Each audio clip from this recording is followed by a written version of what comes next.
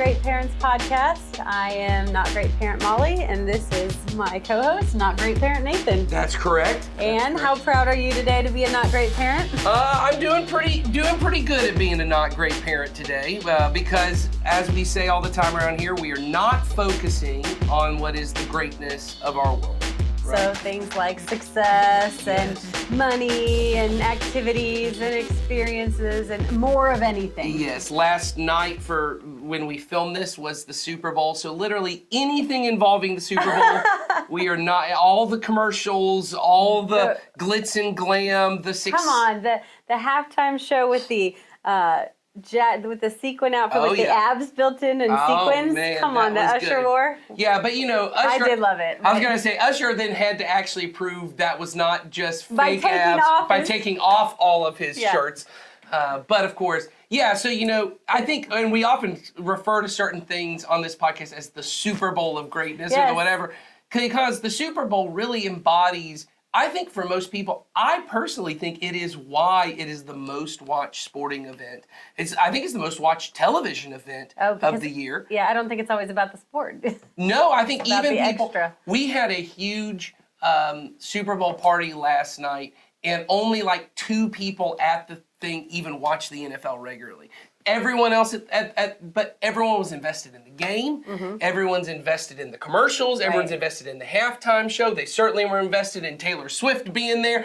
You know what I mean? There's because there's all these celebrities. It really is this moment that is this encapsulation. It is what is for Christianity. Easter is to Christianity. Mm-hmm. The Super Bowl really is for our world. Oh, yeah. And for what most of us think, I mean, for most people, if you had a kid who did anything, who grew up to do anything at the Super Bowl, right? Mm-hmm. They were playing in the game, involved somehow in like the halftime show, ended up on a commercial, was in a movie that got premiered at that thing. Even like ran the camera at the anything about it. Or even just got to go to the Super Bowl because that is a status symbol that I got to go to the Super Bowl. That's what we mean by the greatness of this world. That many of us as parents think, I'll be able to judge my success of a parent based on, did I turn out a kid, and you don't use the Super Bowl as a metric, but something like that. There's this moment where I look and go, my kid made it. Mm-hmm. My kid made it. But we are trying to be parents who are not sacrificing everything so that our kids can have a better, greater life. We want them to have a life in the goodness of God. Right. Pursuing what God says is good, what God says is beautiful and admirable and true and worthy. And that doesn't mean that your child would never go to the Super Bowl be in the Super Bowl. It means your focus and your priority is on that goodness, and you are steering your family and yourself, and everything flows from that goodness. Right. And then if God intends for it, these other things will happen too. But we don't want to be parents that are trying to cheat good to get the great. That's right. And so we've been in a series since the beginning of the year talking about why do families matter? Right. Why is it so important that God puts us into families? What's the role in the family in kind of developing kids in the goodness of God? I think most people know the role of a family in developing someone in the greatness of the world. I mean, this is going to be our Super Bowl episode apparently. But if you're like me, and honestly, my favorite part of the Super Bowl is that 3 hours of pre-show where they're like showing you all, because this is my thing. I don't care about the sport. Like I thought when I was watching it last night, I thought, man, I grew up every Sunday. We were watching 3 or 4 different NFL games, and I thought, I know this world. I know all this stuff. It's not interesting to me, but I do love. Give me some backstory on who these people are. Give me the narrative. Tell me about their lives. Yes, and so you have all these stories leading up to it. And often there's going to be some moment where they talk about my dad or my mom, that because that was the big thing, not this Super Bowl, but the previous Super Bowl with the Kelsey brothers playing one another, and that the mom had to be there for, but it's like this mom, and there's almost like a half one team and a half other team jacket or something. Yes, and it was this whole there was almost this moment of let's all worship at the feet of this mom, right? Who that's why God gave you these kids so that you could raise them to be these. And you didn't just do one. That's you got right. 2 in the Super Bowl. High performing, and once again, take Super Bowl out of the equation. But I think that's where, I did youth ministry for so long, and when I would go to graduations and these parents would be like bawling their eyes out. And I knew this when I would see parents who this was the first person in the family to graduate high school, I'd be like, okay, I totally get it. For the majority of parents, I go, hey, look, because of No Child Left Behind, your kid was graduating high school. Right. It's not some massive accomplishment that your kid graduated. But there's this feel of I as a parent, this is almost like a celebration to me. And if you've been to a lot of graduations, it is. It often is. They have parents and family members stand up and let's applaud you. And there's this whole moment of, I need this moment. Yes, we had this moment. And then once that moment's happened, you can check that box, the That's success right. box or the did it right box. And everything I did leading them up, all the tutoring classes I took them to, all the extracurriculars I put them in, all the at that moment in the Little League championship and they won state and they look and they point their finger at mom and mom's, is so thrilled. There's this moment of all of this was worth it. And what we've been talking about in the last couple episodes of this Family Matters is trying to almost create these rites of passage, these moments where we look at our kid and not that our kid would go, you're the best mom. No. But a moment where we would say to our kid, hey, I'm so thankful God gave me you. Mm-hmm. Not that our kid would look at us and say, man, I'm so grateful that you're my mom. No. It's for us to say, I'm so grateful you're my kid. Mm-hmm. And these moments where we said to pass on a blessing to our kid. And we're blessing our children. We're building into them through these blessings so that they can learn and feel and believe that they are confident in themselves and that who they are comes from God. And so that they begin to see themselves in God's kingdom and as confident members of God's kingdom doing his work here on earth. And so, we as parents have to model that. Right. And our family structure is designed to model that. It's intentionally designed by God that way. And so those blessings then become incredibly important as we're helping our children build that character. And so what we talked about in the last episode, and we're going to talk about it again today, is in order to be blessing our children in a way that they would hear it and receive it and understand it, we have to speak the language that they would hear and receive and understand. Yes. So that takes a little bit of work on our part. It's not always easy. I mean, most people, the communication issues is the reason we have therapy out there. That's right. It's the reason that, most conflict occurs often because of the way things are communicated. Yeah. And so that's true of blessings as well. It's hard to hear something if someone says it to you in a way that you don't receive it. So what we're talking about today is a tool. We talked about the love languages as a tool in the last episode. And this episode, we're talking about the way that we're wired and another tool that we both use in our homes that we think is incredibly helpful with children and with other people in our lives around, what our temperaments are and our innate needs and the way in which we speak and communicate. So we think this is awesome. Like I said, we use it in our lives. We use it in the workplace. We just find it to be very valuable, and we hope that you will too. So we'll get started on that.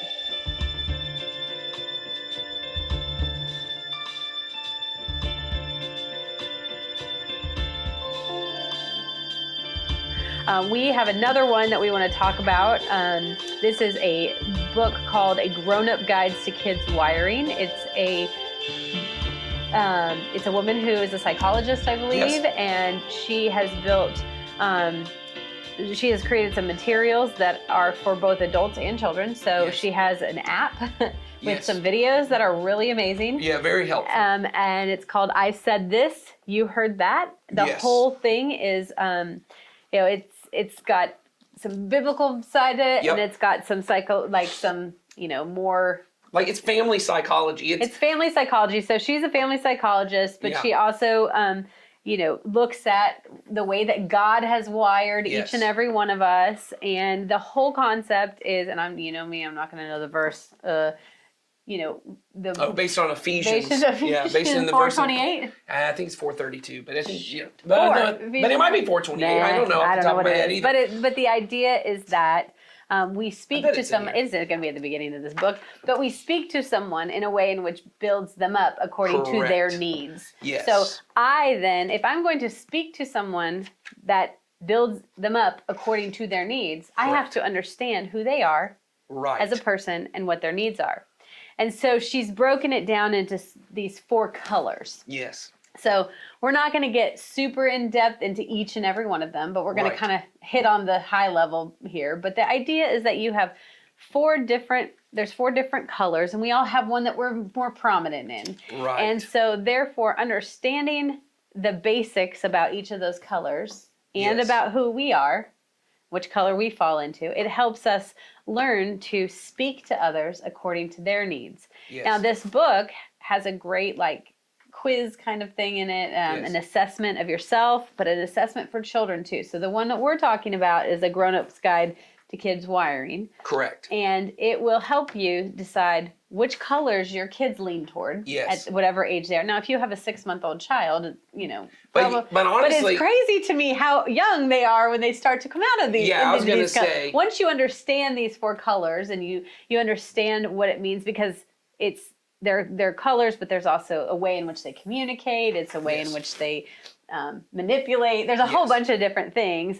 You'll start to see which colors your children lead with pretty early on. So the beginning of it is and we're going to identify them by the colors because the names are Greek, and it's I'm not going down that direction. Thank God. But basically, the easiest way to see it is imagine it as 4 quadrants, right? Mm-hmm. And that on the top right of the quadrant is what's called extroverted, which is not about it's not the extroversion of the Myers-Briggs extroversion, which is how you get your energy from being with people or not. No, it's how you process things. So if this is the quadrant, we've got red and yellow at the top. And if you're at the top of the quadrant, you are an external processor. Nathan and I are external processors. We are given information or we're sorting through something in our head and it comes out of our head and it's the way I always think of it is in order for me to understand something, I have to get it outside of me and look at it. Right. Even if it's, and this happens on this podcast all the time. Oh yeah, I say something, and as I'm saying it, I'm changing what I mean because I'm trying to figure it out. You're making sense of it out here. Yes, I'm the kind of person that I love to write. I've been writing since I was little, and part of the reason I love to write is even writing sermons for Sundays. It helps me to understand my own thoughts about something once I get it on paper. So if you have a kid who, as you talk with them, they understand things better, they're probably on that. If you have a kid who is introverted, not meaning shy and reserved, meaning they need to go away and be alone with their thoughts to process information, that when they prefer to read it in a book or for you to tell them the information and then them go be alone and think it through and really think through what they say. In fact, they can't process on the fly. My wife is more internal. My husband is very much so. And a lot of our arguments have been, as we're arguing or in the conflict, she's realizing I'm not able to really even think about what I'm saying. So I'm kind of saying things I don't mean and not realizing it because I'm just she always goes, I'm trying to keep up with your speed. Right. That is a similar conversation to my husband and I. And so we regularly have to say, hey, let's take a break so you can go think. And I mean, she doesn't need 30 minutes. Yeah, you don't say you need to go think about it. No, she'll say, I need you to stop so I can make sure what I'm about to say is true. Well, and often for people who are internal processors, they are going to chew off the information as they go. And so when you just keep piling on more, then they're trying to process the next thing, but they haven't had time to do that. They tend to be very orderly kind of thinkers. Yes, it's an order. It's a different way of thinking. Neither is right or wrong. And then on the sides, right and left, on the right side is task-oriented people. The best way I know to explain that to people, this is the example I use, is if you show up to a party and you were supposed to bring food, if you're a task-oriented person, the first thing you think is, where do I need to put the food down? So I walk into the house and I go, okay, I'm going to head to the kitchen, put the food down because that's what I was assigned. If you're a people-oriented person, like Molly and myself, you go, I'll walk around and talk to everybody holding the crock pot. Yeah, and eventually it'll make its way to where it's and supposed it to may go. not. It because might not. eventually someone who's task oriented is going to come and take that from you. Yes, for sure. They're going to go, For sure. I'll take that where it needs to go. So that's a silly way. But task oriented people, and this is what I always say, is because people I think they feel bad if they're task oriented, like that means they don't care about people. That's not what it means. What it means is the way their brain order of operations, they have task first on their mind of what do we need to get done. Because I love people and I want to help people, these things need to be done in order to do that. People-oriented people struggle to get to task. Right. And it's not because they're lazy and they can't do things right. No. We're both people-oriented. But what it does mean is I have to work through all my people stuff before I can get to my task. So if you have a kid who they can't do their homework if they think you're mad at them. Right. Or they think they had a really bad day. If they're holding on to some emotional thing. They're probably people-oriented. From a relational issue. Or, the younger end, maybe not your teenager, but if you have a younger kid who needs to just come home and have some mommy time or some time with dad. Yes, before they can go do something. But if you have another kid who goes, don't talk to me till I got my homework done. Or don't talk to me till I've played video games. Or don't talk to me because they need, honestly, and I learned this about my kids when they were in public school, I have two that are very task-oriented. Being with people all day had overwhelmed them because they didn't get to focus on their task. When they came home, they needed some time to unwind with a task so they could come back and be with people. Yes. So that is very common of people who I think are on both ends. On both ends. I mean, I gain energy and things from being with people. Monotonous tasks for me are a struggle. Sometimes I do it to reset myself, but for the most part, that doesn't work that way. Now, I will say, if you have the time, watch the videos that she has done because they're wonderful. She takes one of each color. They talk through different things, and it really brings it to light, kind of how you might see it come out in adults. Right. And again, in kids, it will come out in similar ways, just different types of conversations.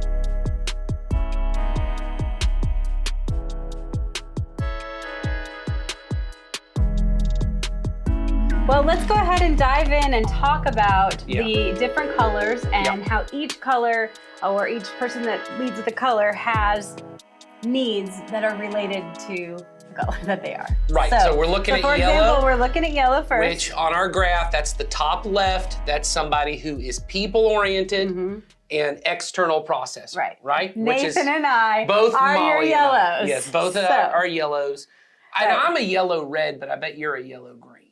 I'm balanced between the two. Okay. So when I did this, I was kind of balanced between the two as my secondary Gotcha. one. But you're definitely a little more red than I am. I'm all external with everything. So anyway. Yes. Okay. So what are the needs that? So a yellow has particular needs, and these are the need for approval. Right. Acceptance. Yes. Attention. Yes. And affection. Yes. Now, so what's that look like? I would say this is the way I would start is if you have a child, and let's just start when they were a baby, because I think it's all more clear when a kid is a baby. I think we think it becomes more clear as they get older, but I think you see it most clear in a baby. Because if you have a baby that is a cuddly baby, constantly, everywhere you go, you're in the store, they're getting everyone's attention. How they engage with people, They're looking everyone in the eye, they're smiling at strangers. Everyone talks about how this is the friendliest baby they've ever met.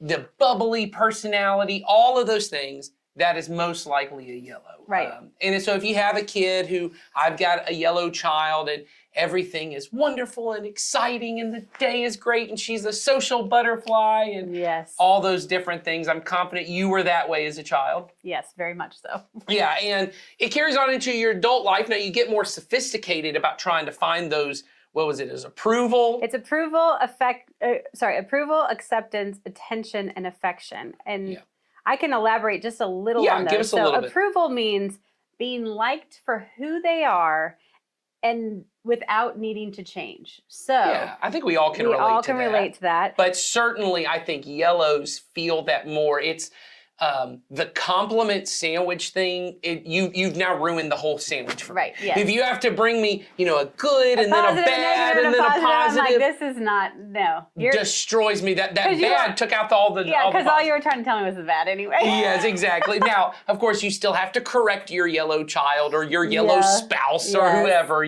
but yes, it fits that way. Right. And then acceptance means being invited and included. So I want to be accepted in groups of people. I want to be accepted involved in something. I want you to want me to be part of that. Did you ever watch that show, The Middle? Mm-mm. Okay, so we've just started watching the show. It was on years ago. I never watched it when it was on, but we've been watching. It's a family comedy. We've been watching it with our girls, and the girl character is definitely a yellow, and her whole characterization is, at least in the first season, is she's in high school and she wants to be a part of every activity at school. Include me. Include me. I want to be a part of it. She's terrible at them all. Yeah. But she just wants to be a part of a team. And I want you to want me to be there. I told one of my daughters, my yellow daughter, that is 100% you. You have a yellow daughter for sure. Yes, she just wants to. She goes, when she comes up to the church office, she has to stop at everyone's office and have a conversation because she just wants everybody to know she's here. And what about I led attention? her class yesterday and we had to have some hugs at the beginning. I'm confident. And your red niece was like, why are you doing that? Yeah, this is annoying. Why is this happening? So attention is the next one, and that means having your full focus, especially eye contact. So it doesn't mean I have to be the center of attention, although a lot of yellows do like that. Sure. But when engaging with somebody, they want their attention. My daughter regularly says to me, can you please put your phone down? Well, and the thing that's interesting about this as a yellow is it's often hard to give attention. Eye contact is a thing. Like I'm pretty okay with eye contact, but a lot of, you're not big on eye contact. No, it took me a while. You have to practice it to learn it. So anyway, that's attention. And then the last one is affection. And it doesn't necessarily mean physical affection. It means I notice you and I'm acknowledging you. So that's something that a yellow needs is some acknowledgement and being noticed and acknowledged for that. So if your child, really takes, like you were just saying about your yellow child, they like to go around, make sure everyone's seen them and it's been acknowledged. This child is here and hello, look, speak to them. It isn't necessarily affection. It can be a physical affection, but it is just, a way of showing them that you honor them in some way. Right. So like with the love languages, these are the ways you can speak love and life into your child if they're yellow. So let's move on to the reds. Okay, let's go on to red. And figure out what their needs are. Okay. So reds have 4 needs also. It's loyalty, sense of control, appreciation, and credit for work.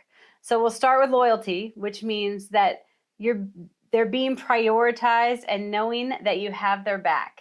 Exactly. So we didn't say this at the beginning, but reds fit on that top right quadrant, which is they are external, right? They process externally, but they are task oriented. This is why loyalty matters. This is the part where we said in the last one that if your task doesn't mean that you don't care about people. It means that task is the focus. And for every red I know, they think in terms of team, right? Whereas yellows might think in terms of networking, like, oh, I've got all these people and I've got all these different environments. I've got that. Reds are happy to have about 6, a few solid good men. Team members, Let me get my solid team members who got my back, will help me with anything. We have a clear line of who's doing what, and it's going to get executed. So if you have a child, so how would you know if you have a red, right? They're task oriented, right? Doesn't mean that they don't interact with people. Every red I know is comfortable interacting with people, right? But as a child, they're the ones that you might have called bossy.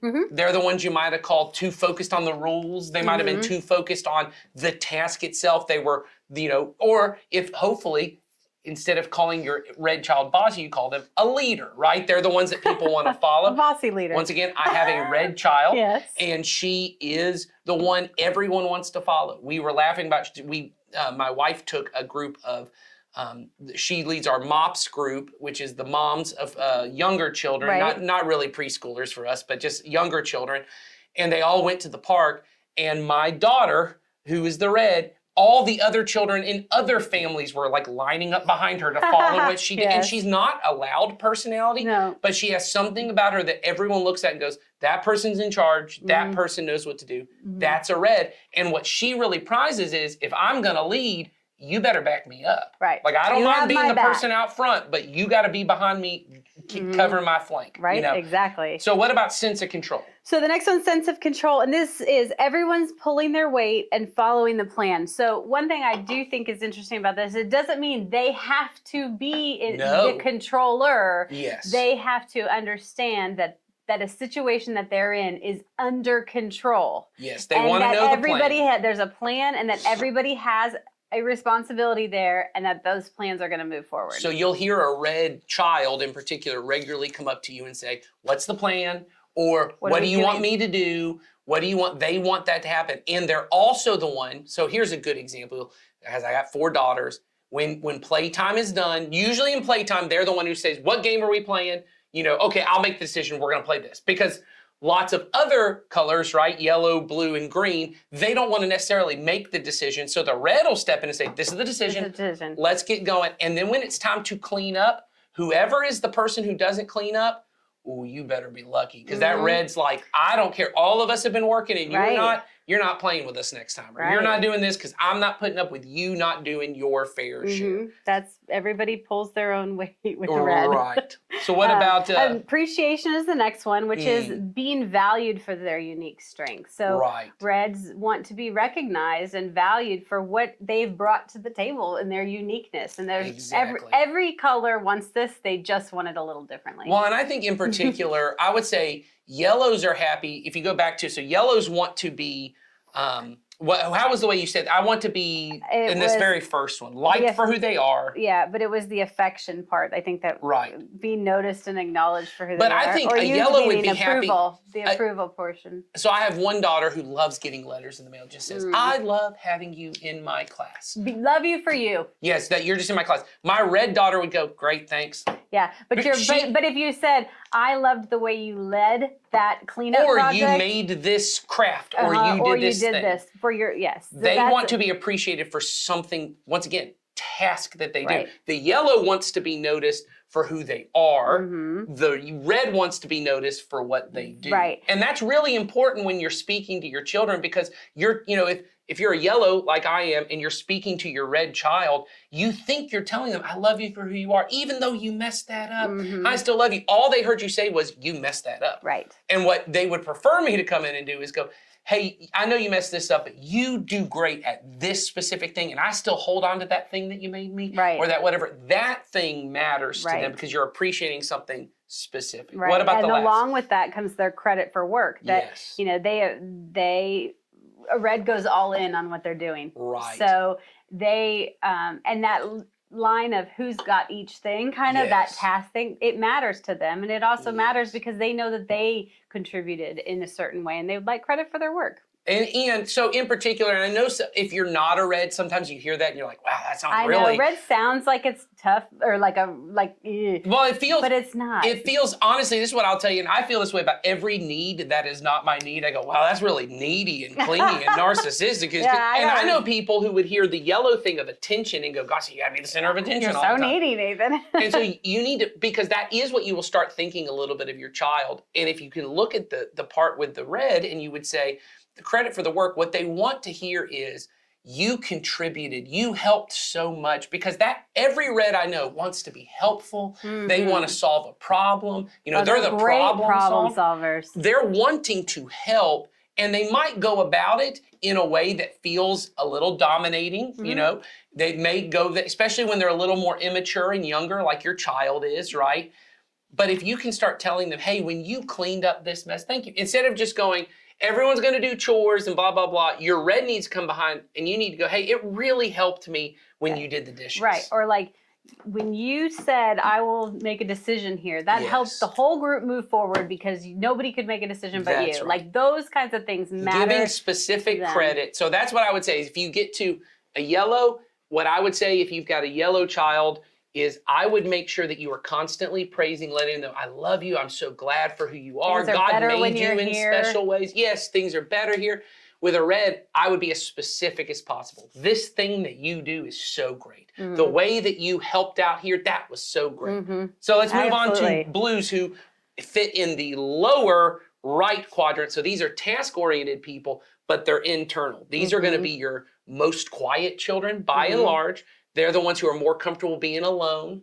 They're the ones who are maybe even a little more anxious by nature. They're a little more fearful of the world, but that all comes from their specific needs. So what are those? Their needs are safety. So that is being able to trust their surroundings and their relationships. So it's not just a physical safety. It is what I'm around and, you know, the vulnerabilities I have with people, that is safe for me. So think about it. If you're a red parent, I'll say this, or even a yellow parent, you're an external processor. Yellows and reds tend to be louder personalities than greens and blues who are on the internal side.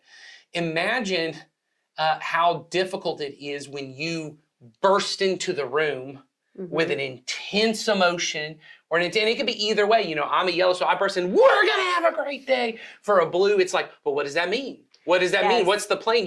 You're surprised. They don't like surprises as much. Yellows love surprises. What are we gonna do? Bring me a brand new thing, but a blue, it's scary. And so once again, this is not about bad or wrong. No. But if you're a yellow parent and I have a blue child. Me too. And so I have to be very careful. Surprises are not enjoyable for them. It makes them feel unsafe, right? And so I have to come in because what they need to know is, and so this happens a lot. These are the questions you'll hear a blue ask a lot is, well, who's going to be there? Who's going to be there? Where's it going to be? What's going to happen there? What are we doing today? What's happening next? Like there's a lot of my blue child wants to know, okay, I'm comfortable with this now. So tell me what's happening next so I can start thinking about that next scenario or those people. Yes, and I'll say in particular, if you have a blue child and you're going to send them somewhere, right? Like to a camp or an event or something where you're not going to be, helping them to know the adult who's in charge is really helpful because it allows them to feel like, okay, that's the person I can trust. That's my safety. That if everything hits the fan, I can go to that person because they are catastrophizers by nature. Everything's going to be the worst thing in the world. I just spent two or 3 days with my kids out of town over the break, and my blue I've got a yellow and a blue, or maybe not yellow, but I've got one that's super one way and super together. And it would be like, this is the best thing I've ever done. And then there was like, everyone's going to die. Yes. It was like totally the opposite. So anyway, the next one is sensitivity. So that's being understood. So sensitivity means they have feelings and I want to be understood. I want to be understood. And what's funny to me is, I think for a lot of blues, because they're so internal, it can often come across as if they aren't sensitive. Oh yeah. That they're almost cold and calculating and they don't pay attention. But that really that goes back to their safety thing. That's a wall they put up because they are so sensitive. And whereas a yellow or a red might process those feelings externally, they're processing them internally. So they have them. They're just as strong.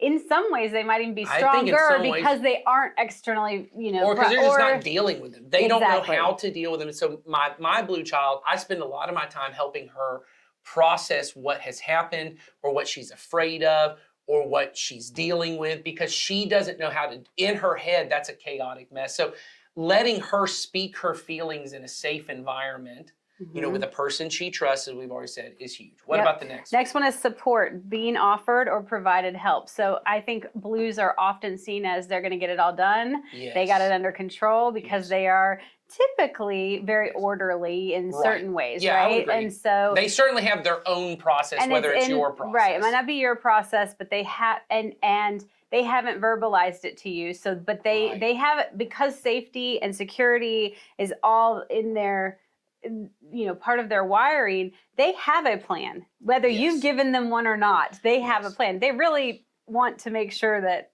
your plan is the same as their plan, or they can adjust to theirs. So when it comes to supporting them, offering to help them in the way that they would like help is huge. Yeah, that's important. Not taking over, taking over what they were wanting, what they were working on is not considered helpful to them. So being offered help or provided help in the way in which they would like is huge for them. That is a need they have. My blue child is also, going back to our previous episode on the love languages, is also my acts of service kid. And when she is really struggling, because she wants to do it on her own, but when she gets to a point that, once again, because they're catastrophizers, so if you give them a chore or an activity and they're convinced, I can't do this in the amount of time you've told them, putting limits on, okay, you have 10 minutes to do this, and they think it's going to take an hour, she starts freaking out, like, I'll never get this done in time, and then I'm I won't fail. get done. Yes. And so when I step in and go, okay, well then can I help you? Then she feels immense amount of love because she goes, okay, because that's the other part of this is them being on the task side. The reason that I believe they get so freaked out is because they think every task is important. So if I fail this class, or I fail this test, or I don't do well at this, that is world ending. Right. And I will say for people who are blues, often their own standards are way higher than anybody else's very much standards perfectionist are for them. types. So what's our final? So our final one in my blues, this is very, very, very important, is space and silence. Yeah. So, and I don't know if that's because I'm a yellow and I am the one that bolts in the room, says, this is what we're doing, here's where we're going, whatever. Tell me how you feel, They cannot handle that quickly. So what I've learned over time to do is present something and then give them space and silence to process it. It's because they need to step away, internally process something, or decompress, or just have a minute to reset themselves. And so if you have a blue in your life, give them this. Yeah, I think what's important about it is, honestly, I'll say this as parents, is to not become offended that they don't share the reaction you want. So for yellows, I want them to be excited about them. I wanted to feel, and I had a whole thing that I wanted them to feel, my blue child is the one who complains about Christmas gifts on Christmas morning. Well, this is not exactly what I wanted. And I'm like, oh, I put all this work into this thing that I thought you'd want, but it's them trying to process what their thing is. And so giving them that space to deal with it is huge. So let's get to the final one, which is internal. This is bottom left. And this is people oriented. So everything's internal, but they're really drawn towards people. Right. So these are the children. Relationships and these are the most relaxed children you'll meet. They are very chill by their nature. They want to have a lot of comfort at all times, but they are also some of the most witty children They have like the most quirky, clever things to say, and they are constantly the one, this is how I would say, they are warm. They're like a warm blanket. I think that they are some of the most excellent readers of a room. Yes. They can walk in and see, because whereas a yellow, like you and I, we're so busy doing our performance and getting right. They are great listeners often. Not always, but often great listeners. They understand this and the area around them, but more so the people within their environment. So if you heard parts of the blue and you're like, oh, that part about they need to have some like downtime and they need to kind of think about things, but they're not really like fearful kids might be agreeing. Right. So the first one is harmony, which, everyone's getting along and everything's going smoothly. So it doesn't, it just means that we're all rowing in the same direction, right? And that there is not some big tense thing that's about to blow up. And it doesn't mean they can't handle conflict. It doesn't mean they can't, but it means that when it spins out of control, that is a very uncomfortable place for them. Well, and I think it's on both ends, because I'll say this is, I think when things are going bad, but honestly, when things, because I'm a yellow, my wife is a green, the harmony part, the way I always say it is, it's more like a lake. They want that kind of just cool little tiny ripples moving across. Not dead.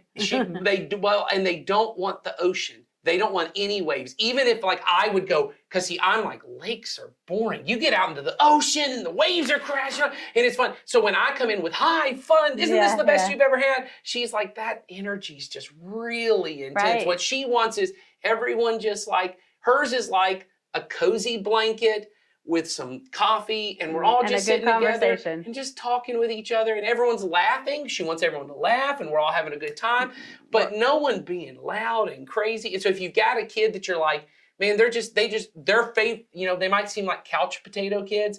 They just kind of want to plop down, but they want to plop down right next to you, might have a green. What about the next one? Feeling of worth, being valued for their unique strengths. So this is another, everybody wants to be valued. All these colors want to be valued, but feeling of worth, I think they want to be recognized, that they're not just a couch potato that has nothing going on, that they actually they have all these incredible qualities, and they want to feel valued for those unique strengths that they have. It's that thing of, though they have still waters on the outside, right? There's a lot of activity going on underneath, and they want to be known as a person who's bringing something to the table, probably because most of their life being that they're kind of these relaxed, chill, especially in a culture like ours. ours. I think probably not so much in other cultures, but our culture is so fast-paced, everyone accomplish things. They often appear lazy. That's often how they appear. And so being able to say, hey, what you're doing is actually bringing something to the table. Exactly. I love the way that you're always listening to people and bringing, your own kind of energy. Right. What's the next one? Lack of stress. So this is, limited conflict and a lack of combative words. So that, conflict that includes name calling or difficult language or meaning like just tenseness and I'll even say in the combative words, what I've noticed with my wife, if I come into the conversation saying, why is this going on? Or why are you doing this? It feels like an accusation. Things that feel like she has to be on the defensive, right? Even if I don't mean it that way, coming in with questions about, hey, I noticed this and this is what's going on. Having to defend herself in any way feels, it does not meet the feeling of worth or harmony. It doesn't feel like we're on the same page. Right. What she would prefer is that I would come alongside of her and say, hey, are you happy with the way this is going? Yeah. Are you, is this what you really want? What can we do together to help this? This feeling of we're together, we're on the same page. Exactly. Now let's talk about the problem that we want to deal with. And that goes along with the last one, which is respect, and that's being asked for their thoughts and opinions. So whereas you just said, what can we do together? You're asking, you're slowing it down, you're asking them, hey, what are your thoughts and opinions on this? We are in it together. You reestablish that harmony and and that sense of worth for them by saying, hey, what are your thoughts on this? And I think that's really important. I know that the lady who wrote this book talks often that Greens make some of the best leaders. Yeah. That they are not like in your face leaders, but they can be some of the best leaders because of the way that they can, the way that they interact with people, but also they certainly are the best consensus builders because they know what everybody is kind of thinking and feeling. And I would say that part about, what was the term, respect, of being asked for their opinions. Greens are often the ones, yellows are always putting their opinions in everyone's faces. Reds may not always put their opinions in their face, but nothing's moving on until the red has agreed it's going to happen. Yeah, and if they tell you their opinion, you better listen. And then blues are often the ones, blues are the person in your company or in your family who the way they control the environment is they go, oh, I'm not going to move. I'm just not going to do anything because you made a choice doesn't mean. Greens are the ones who often go along to get along. And so you often think they're sharing their opinions and they're not. My wife regularly is just kind of like, let's just go. Let's just do this. She's not doing it. So you kind of have to draw it out of her of, no, I really do care. Tell me what you think. And you may have a child who's that way that her nature or his nature is not to just put themselves out there, but it shows so much love to them when you walk up and say, hey, I really care about your opinion. And I'm thankful for the fact that when, mom's a yellow, so mom's always throwing her thing in and dad's a blue and he's like, well, I don't know what to do. And, brothers are red and he's coming in yelling his opinion. You're always willing to wait, but we always want we care about what you think. Right. And if you, as the parent, can be the defender of your green and give them voice, it's a huge thing. And ultimately, the whole point of us even talking about this is trying to figure out what is the way you naturally speak. So you figuring out which color am I? Which color am I? Which color is my spouse? And what color are my kids? So that I'm communicating to them this intense amount of love and acceptance and approval, even if the way that sounds is in terms of, credit for my work and loyalty like a red, or whether it's safety and security like a blue, or whether it's respect and harmony like a green, or attention and affection like a yellow. You're showing them this is how much I love you and how much I care about you. And so I think we'd encourage you to get this book. Yeah, this book's fantastic. It has it's basically a workbook. It has all the everything that you need. It has fantastic examples, things you can say to your children directly, ways to look at behaviors and see what is it that's happening in my house and how can I respond appropriately. It also breaks it down by ages and what you might see by ages. So we definitely recommend this. We both love it. Grown-Up's Guide to Kids Wiring. It's in the show notes. It'll be in the show notes, so click on that. And if you have any questions or anything about it, feel free to send them to us. Yeah. All right. Well, happy coloring with your family. Yes. All right. Take care.